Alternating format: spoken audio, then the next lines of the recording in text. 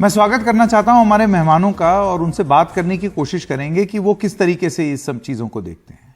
कुर्बान अली जी हैं, पूर्व पत्रकार हैं और इत्तेफाक से बीबीसी में ही काम कर चुके हैं, तो आपको बारीकी से मालूम है बीबीसी की एडिटोरियल पॉलिसी के बारे में। राहुल देव जी, वरिष्ठ पत्रकार, आपका एक बार फिर से स्वागत है। इससे पहले भी हम कई चर्चा में शामिल हो चुके हैं, पत्रकारिता से जुड़ी हुई बहस और उसके अलावा भी। और रतन शारदा, राजनीतिक विश्लेषक हैं, आपका भी बहुत बहुत स्वागत। सबसे पहले कुर्बान जी, मैं आपसे ये सवाल पूछना चाहता हूं। एक तो वो डॉक्यूमेंट्री आई, भारत में कभी रिलीज नहीं हुई, भारत में कभी रिलीज होनी भी नहीं थी।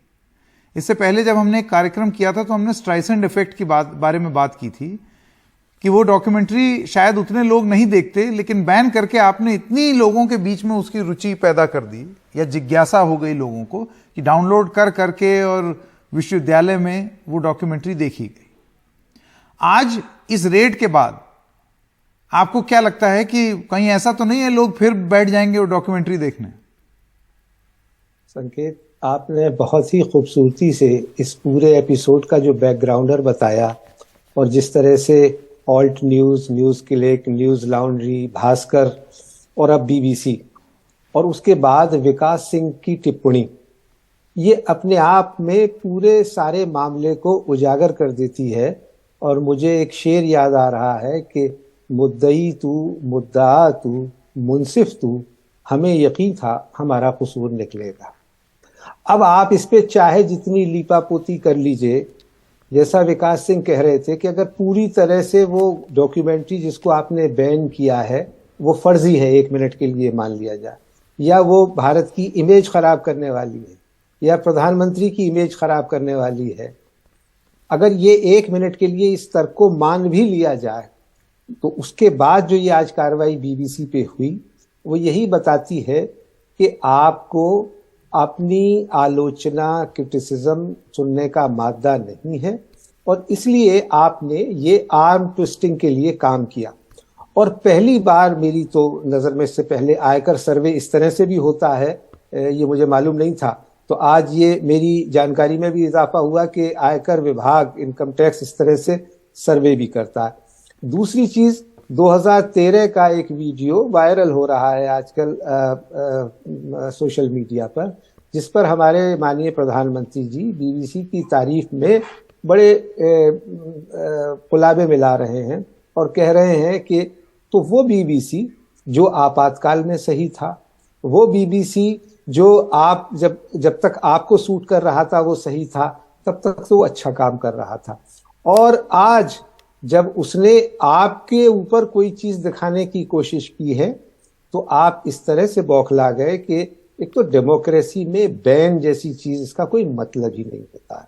और मैं अगर पहले प्रधानमंत्री जवाहरलाल नेहरू को कोट करूं कि प्रेस चाहे जितना गैर जिम्मेदार हो जाए, मैं उस पर किसी भी तरह का अंकुश लगाने के खिलाफ हूं, लेकिन आज हम पूरी दुनिया में ये तो उपदेश देते हैं कि हम सबसे बड़े लोकतंत्र हैं, लेकिन हमारा ग्राफ प्रेस फ्रीडम के नाम पर कितने पायदान पर है, ये जब सामने आता है तो सर शर्मिंदगी से झुक जाता है।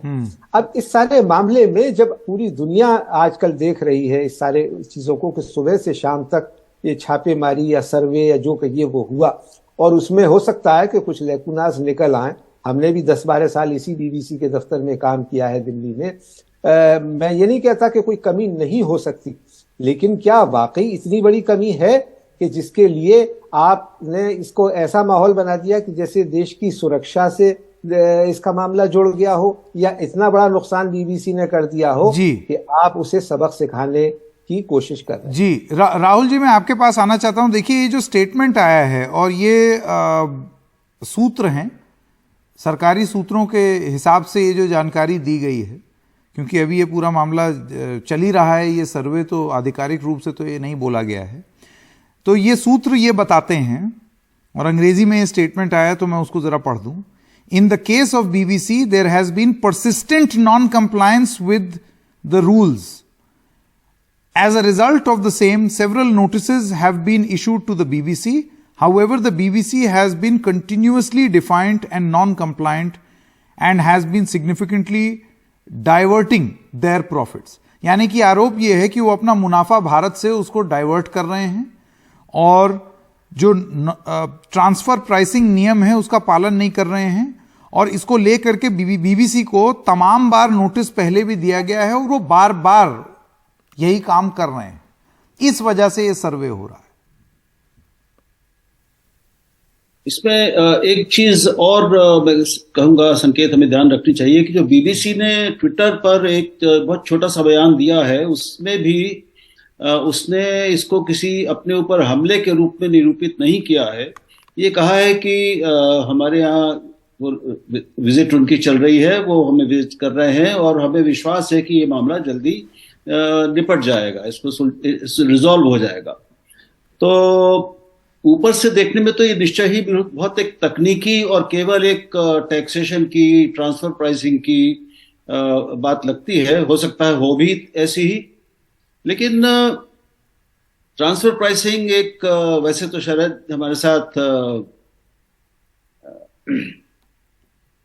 हमारे जो मेहमान हैं वो तो इन चीजों के उस्ताद हैं, शारदा जी, रतन जी, लेकिन मैं इन चीजों को, कमर्शियल चीजों को नहीं ज्यादा समझता। लेकिन जो उसकी टाइमिंग है और उस पर जिस तरह की प्रतिक्रियाएं आ रही हैं, और उनमें भी जो सबसे प्रमुख है कि एक तो 17 जनवरी को वो बीबीसी वाली डॉक्यूमेंट्री चैनल 2 पर बीबीसी में रिलीज हुई, वो भारत के लिए तो बनी ही नहीं थी, लेकिन उसको आपातकालीन प्रावधानों का इस्तेमाल करके, इमरजेंसी पावर्स रिवोक करके उसको बैन किया गया। अब इमरजेंसी पावर्स का मतलब भी हमें समझना चाहिए, क्या वो डॉक्यूमेंट्री अगर यहां देख भी ली जाती तो क्या उससे देश की सुरक्षा, अखंडता को कोई खतरा पैदा होने की गुंजाइश थी? क्या उससे पब्लिक डिसऑर्डर हो सकता था, अशांति फैल जाती, दंगे हो जाते? तो वो तो काफी जगह देखी गई, लोगों ने भीड़ लगा के विश्वविद्यालयों में देखी, कहीं कुछ हुआ, हमें ऐसी कोई सूचना नहीं है। तो इमरजेंसी पावर्स और उदाहरण, अब जब बीजेपी देखिए, हमारे बीजेपी के दोस्त गौरव भाटिया जैसे दोस्त कह रहे हैं साहब इंदिरा गांधी ने भी बीबीसी को बैन किया था, तो क्या इंदिरा गांधी अब स्टैंडर्ड हो गई है, मानक हो गई है कि जिन्होंने किया उन्होंने किया वो सब हम करेंगे और हमें छूट मिल गई है वो करने की, जिसमें इमरजेंसी लगाना भी शामिल है? ये तो बहुत विचित्र तर्क है। अंतिम बात मैं कहना चाहूंगा, मेरी कोई टिप्पणी नहीं है, जो टैक्सेशन वाला मामला है उसमें जो भी सच है, जाहिर सी बात है, वो तो जब जांच होगा पता चलेगा, वो पता चलेगा। हम तब तक उस पर कोई टिप्पणी नहीं करेंगे, हमें नहीं करनी चाहिए। लेकिन जो टाइमिंग है, आखिर हम लोग ब्लिंकर्स लगा के तो बैठे नहीं है, न सारी दुनिया लगा के बैठी है, आम जनता भी समझती है इन बातों को। हम लोग तो पत्रकार है, खैर आज तक तो 75 साल में मुझे तो याद नहीं आता कि इस देश में, या जब से मैं पत्रकार हूं या होश संभाला है, बीबीसी पर कोई रेड हुई हो इस तरह की। फिर पिछले 2-3 सालों का एक इतिहास आपने ही बता दिया कि किन किन ऐसे चुने हुए न्यूज ऑर्गेनाइजेशन पर, संगठनों पर यही सर्वेक्षण किया गया आयकर का, जहां जो घोषित रूप से और बिल्कुल खुलेआम सार्वजनिक रूप से सरकार के आलोचक मंच थे। उसमें न्यूज लॉन्ड्री है, न्यूज क्लिक है, भास्कर जैसा इतना बड़ा अखबार, उस पर 32 जगह उस पर छापे पड़े। तो छापे पड़ते रहते हैं, लेकिन उससे एक छवि जाती है और उससे एक संदेश जाता है। मैं ये नहीं समझ पा रहा हूं कि अभी बीजेपी इस समय बिल्कुल बीबीसी पर हमलावर ऐसी हो गई है कि वो संसार की सबसे भ्रष्ट कॉरपोरेशन है। मतलब अतिशयोक्ति की भी एक हद होती है, थोड़ा सोच समझ के बोलना चाहिए। सबसे बकवास कॉरपोरेशन है ये। ऐसा करके मैं समझता हूं कि हमारे मित्र अपने को ही हास्यास्पद बना रहे हैं और भारतीय लोकतंत्र को और भारतीय राज्य को एक बहुत नाजुक, बहुत भंगुर, बहुत जल्दी बिखर जाने वाला, बड़ा असुरक्षित और अस्थिर लोकतंत्र बना के पेश कर रहे हैं। इससे हमारे देश की, हमारे लोकतंत्र की छवि को नुकसान पहुंचता है। बिल्कुल। अगर ये केवल आयकर की बात थी तो इसमें किसी भी राजनीतिक बयानबाजी की जरूरत क्या है? इसमें ये एक महत्वपूर्ण बात उठाई, उसको डिफेंड करने की जरूरत क्या है? ये राहुल देव जी ने एक बहुत महत्वपूर्ण बात उठाई, क्योंकि रतन शारदा जी, अगर आप भारतीय जनता पार्टी का जो तुरंत रिप्लाई आया, एक प्रेस कॉन्फ्रेंस हुई जिसमें गौरव भाटिया ने अपने आप ही, मतलब कोई अगर लिंक ना भी बना रहा होता तो उन्होंने ही लिंक बना दिया कि सबसे भ्रष्ट और बकवास कॉरपोरेशन, और वो बायस हैं, वो देखो कैसी डॉक्यूमेंट्री बनाते हैं, छवि। तो ये एक चीज साफ हो गई ना कि ये कनेक्शन जो जोड़ना था डॉक्यूमेंट्री से और इस रेड से, माफ कीजिएगा, इस सर्वे से, वो तो बीजेपी ने ही जोड़ दिया। तो आपने इमेजिनेशन के लिए तो कुछ छोड़ा ही नहीं है। संजय जी, बीजेपी की टैक्टिक्स या स्ट्रेटेजी तो मैं क्या बोलूंगा, वो आते बोलते तो ठीक था। दूसरा, जो दो महानुभावों ने कहा है, मैं विषय के बाहर जाता नहीं हूँ। हाँ, तो बीबीसी डॉक्यूमेंट्री के बारे में पहले ही मैं बोल चुका हूँ, उसमें नहीं बोलूंगा। मैं इतिहास में भी नहीं जाना चाहता था, लेकिन यहाँ कुर्बान अली जी बैठे हैं जिन्होंने नेहरू जी के बड़ा गुणगान किया। वो भूल रहे हैं कि पहला अमेंडमेंट भारतीय कॉन्स्टिट्यूशन में ये हुआ था फ्रीडम एक्सप्रेशन को लेकर, जिसके अंतर्गत कई कवि, कई शायर, कई एडिटर जेल में गए, मैगजीनें बैन हुई, फिल्में बैन हुई। तो कृपया नेहरू जी की लिबरल छवि की अन्य छवि भी देखा करें कुछ बोलने के पहले। इंदिरा जी ने 6 महीने जब बीबीसी बंद रखा, वो रिकॉर्ड नहीं है, मेरे लिए इंपॉर्टेंट ये है, जब बंद रखा तो क्या ऑपोजिशन ने उनका विरोध किया था क्या? क्योंकि अगर बीबीसी ने कोई कानूनी गलत काम किया है, उसको हम अप्रायरी पहले से विचार कर लें कि वो गलत ही है, सरकार ही गलत है, वही कटघरे पे खड़ी होनी चाहिए, बीबीसी दूध का धोया है। आज तुषार गुप्ता नाम के जर्नलिस्ट जो है, उन्होंने बताया है कि बीबीसी के ऊपर यूके के अंदर केस है मैनिपुलेशन के। 2018 में 800 प्रेजेंटर उसके अंतर्गत कानूनी चपेट में आ रहे थे। 1 करोड़ प्रति वर्ष 1 करोड़ पाउंड उन्होंने बचाए टैक्स के अलग अलग प्रावधानों का दुरुपयोग करके। अंत में उनको सरकार के आगे झुककर 1 करोड़ 8.3 करोड़ पाउंड गवर्नमेंट को देना पड़ा इस मामले को बंद करने के लिए। क्या ये करप्शन नहीं है? क्या ये कानून के बाहर की बात मैं कर रहा हूं? मैं उनके ऊपर यूके के अंदर चले केस की बात कर रहा हूं। और अगर ऐसा है तो हम यहां पर सर्टिफिकेट देने वाले कौन बैठे हैं कि बीबीसी गलती नहीं है, समय की बात है? हर समय गलत होता है। मुझे एक बताइए कि जब से बीजेपी आई है किसी भी कार्रवाई का समय सही हुआ है क्या? लेकिन कार्रवाई हुई है, समय के बाहर हुई है। ये सप्रेशन की बात करते हैं, एडिटर गिल्ड की बात आप कर रहे हैं। आपको याद होगा विकास सिंह एक चैनल पे आते थे, सुशांत सिंह राजपूत की हत्या और अपना आत्महत्या के ऊपर वो बड़े बड़े उन्होंने बयान दिए। उस चैनल के ऊपर वहां की कांग्रेस शिवसेना गवर्नमेंट के अंदर उसके ऊपर दुनिया भर के केस चलाए। एडिटर और ओनर जेल में गया, हाई कोर्ट की जजमेंट के बाद भी जेल में रहा, सुप्रीम कोर्ट में जाना पड़ा। उसके सैकड़ों जर्नलिस्ट के ऊपर केस किया गया, कई जर्नलिस्ट जेल में गए, घंटों इंक्वायरी। क्या कोई मीडिया बोला? क्या एडिटर्स गिल्ड बोला क्या? तो एक टिपिकल एक झुंडली है, केवल जो लेफ्ट मीडिया है वही सही है, वही प्रताड़ित है, नॉन लेफ्ट मीडिया प्रताड़ित नहीं है, वो सही नहीं है। अभी शेख अब्दुल्ला ने कहा, फारूक अब्दुल्ला ने, कि मीडिया बड़ा सप्रेस्ड है। मैं आपसे पूछा क्या सप्रेस्ड है? आपके तो कई चीजें बदल गई हैं कि आप अपने को सप्रेस महसूस करते हैं। तो इस प्रकार के दावे करना, मैं 9 साल से टीवी पर आ रहा हूं, मैंने जो 9 साल से लगातार मोदी जी को गालियां दे रहे, किसी को जेल में जाते नहीं देखा। जो चैनल लगातार मोदी जी को गालियां दे, उनको जेल में जाते देखा नहीं। जिस चैनल के ऊपर गलत केस चला, गलत प्रूव हुआ, उसको लेकर टीवी चैनल ने पूरे बहस चलाई, टीआरपी चो कर। क्या किसी की मॉरलिटी एथिक जागेगी था उस समय? यहां बैठा कोई व्यक्ति बोला था क्या? तो कृपया इस तरह की बायस तरह की बहस ना करें, इस तरह के बायस ओपिनियन ना दें। अगर कानूनी कार्रवाई, इंतजार करें वो क्या कहता है। अगर 1 घंटे से कुछ नहीं मिलता सर्वे में, तो मामला आप कह सकते हैं गलत, ये बदले वाला था। अगर मिला तो अच्छी बात है जी। लेकिन देखिए, अक्सर हमने देखा ये जो सर्वे है ना, सर्वेक्षण, देखिए रतन जी, मैंने आपको बीबीसी का रिपोर्ट बताया नहीं, मैंने बीबीसी के ऊपर यूके के अंदर केस चला। आप स्वीकार करते हैं कि बीबीसी के पहले भी केस चले? अरे तो ये कोई नहीं कह रहा है कि वो दूध के धुले हैं। सुनिए, ऐसा है, ये तो यहाँ पर जो 2 पत्रकार बैठे हैं उन्होंने भी ये बोला है। एक तो जो काम कर चुके हैं बीबीसी में, वो खुद ये चीज बोल रहे हैं। अरे सर, कि हम ये नहीं कह रहे हैं कि उनमें कोई गलती नहीं हो सकती। यहाँ पत्रकार रह के बदला हो रहा है। आप ये कह रहे हैं पत्रकार कह रहे हैं, यहाँ पर बैठे बड़े रिस्पेक्टेड पत्रकार, उनसे बदला लिया जा रहा है। एनडीटीवी कितने बदले लिए गए आप मुझे बता सकते हैं?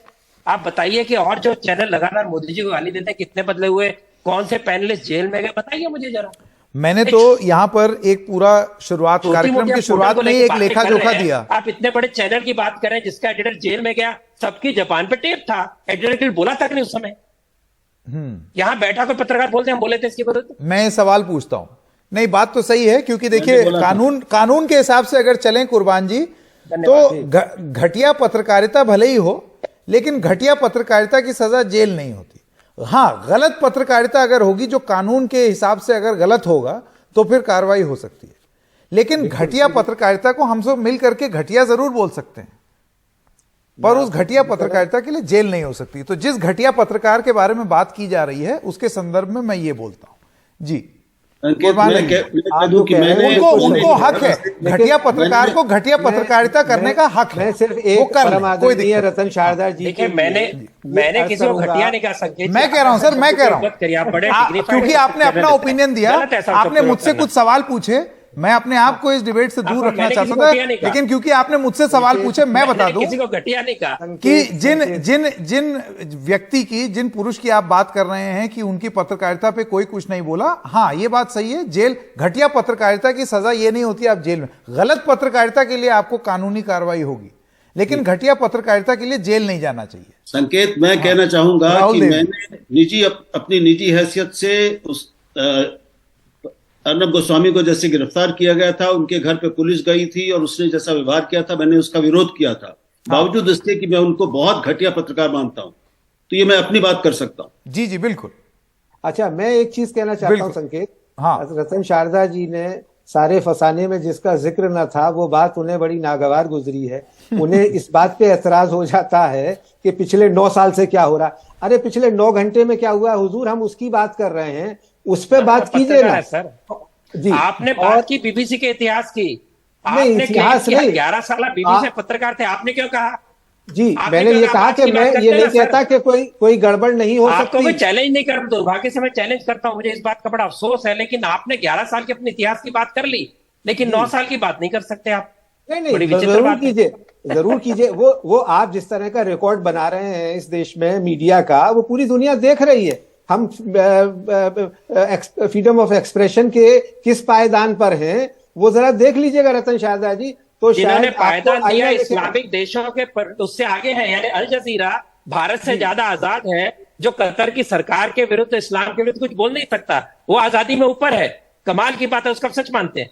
मैंने तो अल जजीरा की बात नहीं की, मैंने तो आपकी बात की। मैंने की आपने ना, अपना कभी आईना आपने जब देखने की कहा कोशिश आपकी फ्रीडम कीजिएगा। एक्सप्रेशन किससे कंपेयर कर रहे हैं? अरे भाई साहब, आप किससे कंपेयर कर रहे हैं बताइए ना। अरे किससे आप मैंने ऐसे कंपेयर लोगों किया, से तो आप कंपेयर कर रहे अच्छा, हैं। मेरी वो गुजारिश भारत से ऊपर रहेगी है। एक एक करके प्लीज। मैंने तो नहीं तो कर फिर रहे हम हैं, मैंने तो किसी का नाम वैसे ही नहीं लिया। पत्रकारिता कर लेंगे जिसका अभी रतन शारदा बात कर रहे थे।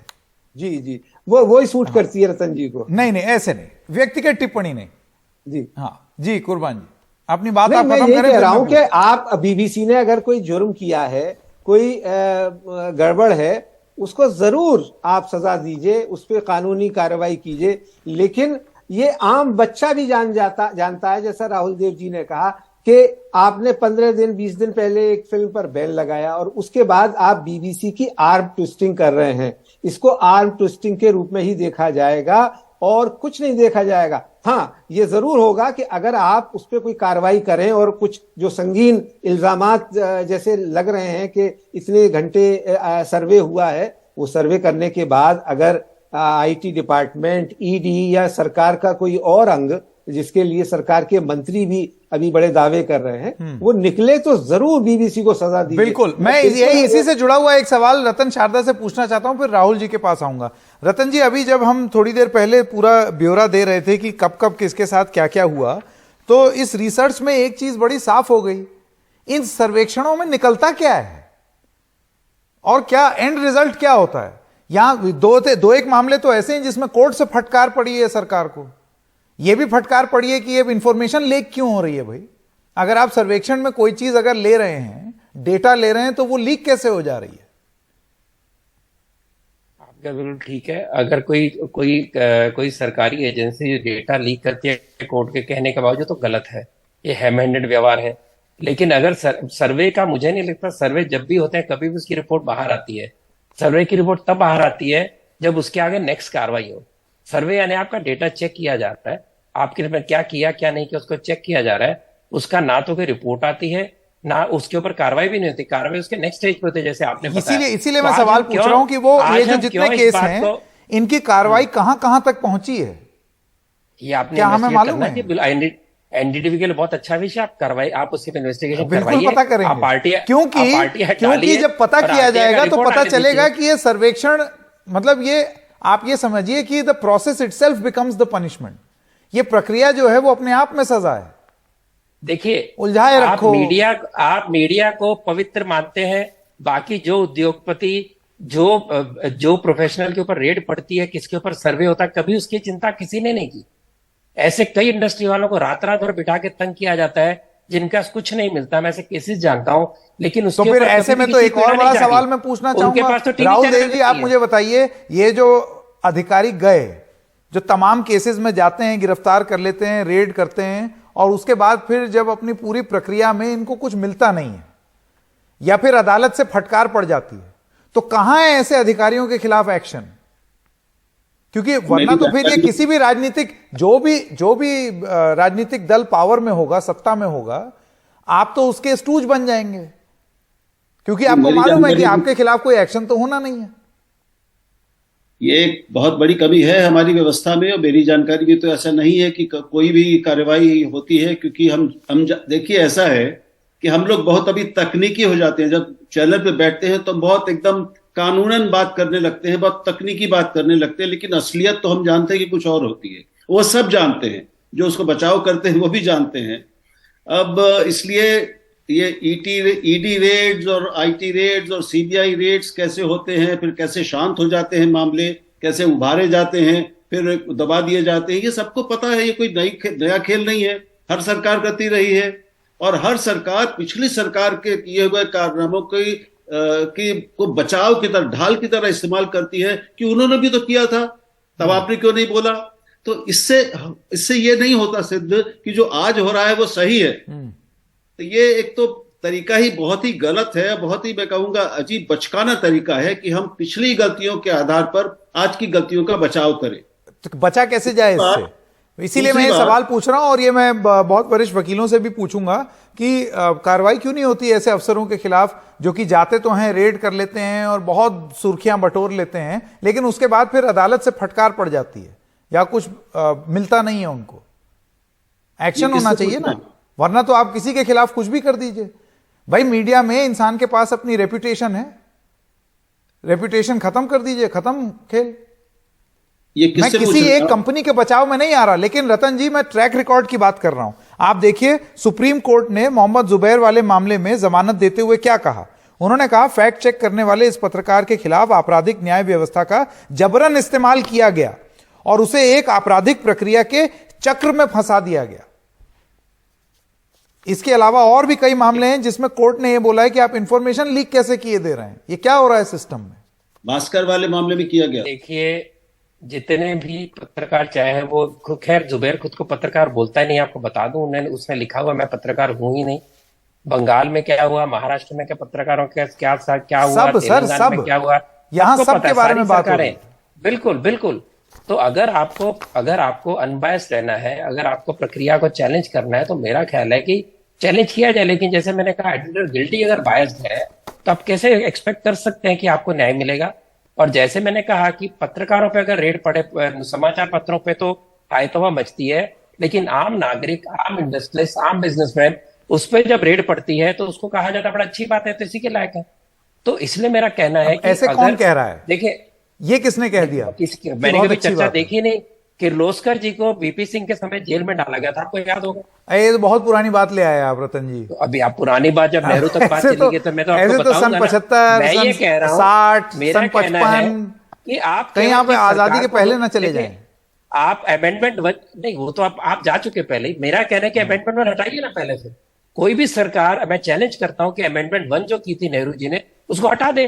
हाँ, और ये उसके लिए आप ऐसे कानून बनवाइए, ऐसे प्रोटेक्शन हो कि जब भी ऐसे केस हो तो एक पर्टिकुलर दायरे के अंदर जो जिसके ऊपर कार्रवाई हो रही है कोर्ट में जा सके। आप इसके ऊपर दबाव लाइए, मीडिया का काम। बिल्कुल। अब देखना ये होगा कि इन मामलों में और मामलों में जनता की अदालत में, क्योंकि जाहिर सी बात है ये सब चीजें चर्चा में आती हैं, और न्यायिक रूप से कहां तक जाती हैं। क्योंकि अक्सर जब ये बात जनता की अदालत में होती है या पब्लिक डिस्कोर्स में आती है, तो बात यही होती है कि प्रोसेस ही पनिशमेंट है, प्रक्रिया ही सजा है। पर अगर बीबीसी ने कुछ गलत किया है तो फिर उनको सजा भी भुगतनी पड़ेगी। ये तो बात साफ साफ बोलनी ही पड़ेगी। राहुल देव जी, कुर्बान अली जी और रतन शारदा, हमारे साथ जुड़ने के लिए आपका बहुत बहुत धन्यवाद।